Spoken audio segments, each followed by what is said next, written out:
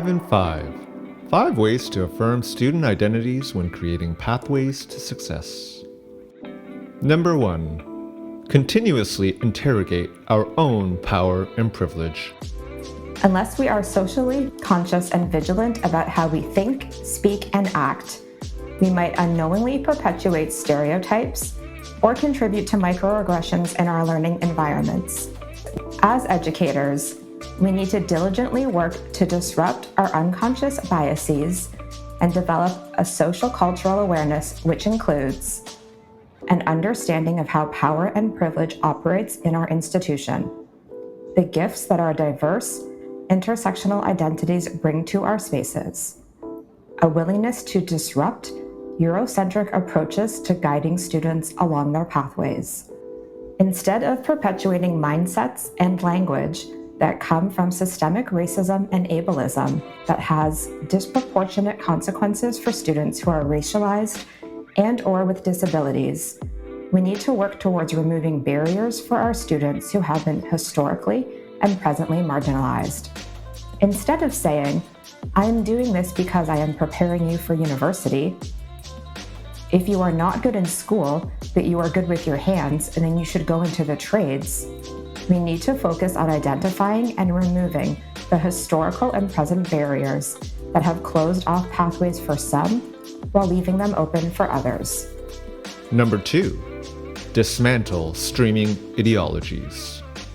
Streaming is the institutional act of sorting students based on systemic biases. This roadblock has disproportionately created and upheld structural barriers to post-secondary pathways for Black and Indigenous communities in particular. Instead of maintaining these forms of colonialism, racism, and ableism, we need to ask ourselves, do we honor and value all pathways? Do we use language that lays out the various career paths, such as apprenticeship, college, university, and the workplace on a level playing field? Do we encourage students to create an IPP in My Pathway Planner to support pathways decision-making? When we work together to disrupt ideologies, practices, and programs that are barriers to student success, and replace them with positive and affirming views of students and their potential, we have a chance to open up a whole new world of possibilities for our students. Number 3. Leverage the power of experiential learning. There are 5 distinct advantages experiential learning has over traditional classroom instructor-centric methods. 1. Ability to immediately apply knowledge. 2. Access to real-time coaching and feedback. 3. Promotion of teamwork and communication skills. 4. Development of reflective practice habits. 5. Accomplishments are evident. Inquiry-based experiential learning teaches students how to participate in engaging, real-world problem-solving that is meaningful to them through the EL cycle of participate, reflect, apply.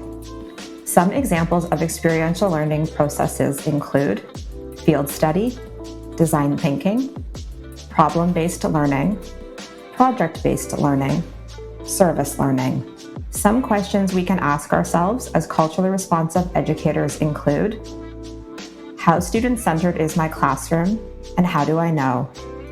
Am I willing to move out of my comfort zone to center students? What percentage of class time are students actively participating in real-world problem solving? How often are students physically moving? How often are students innovating? Are students debriefing during the learning cycle? Am I focusing on teacher-led inquiry only, or are students designing and exploring inquiry questions? Number 4. Support students and families in pathways decision-making. Too often, an awareness of the multitude of career pathways available to our students has not been made clear to our communities that are marginalized. We can be a force for change by acknowledging this historical fact and work together to expose more students, families, and educators alike to the plethora of opportunities available in apprenticeship, college, university, and the workplace.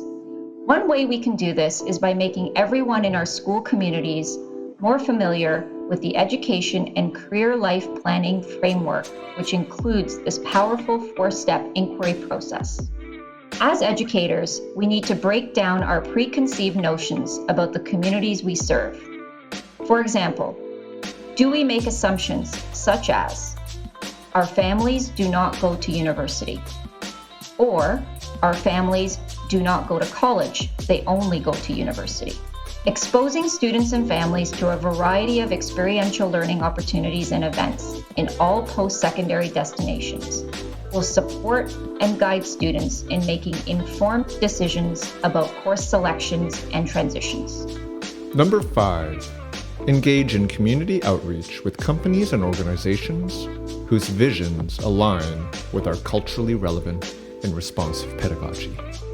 When working with community partners, it is critical that we have preliminary and ongoing discussions around the ways in which they share our collective commitment to anti-oppression and anti-racism. We need to ask whether their messages complement the curriculum, are culturally relevant and responsive to the communities we serve, provide tools for students to solve problems both locally and globally, open up pathways for students to be agents of change.